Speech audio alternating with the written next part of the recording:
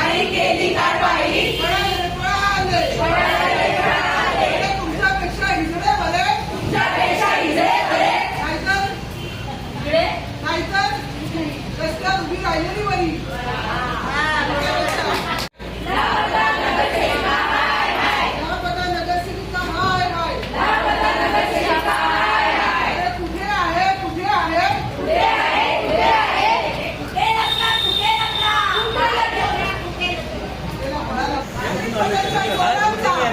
इधर खड़े भोजन है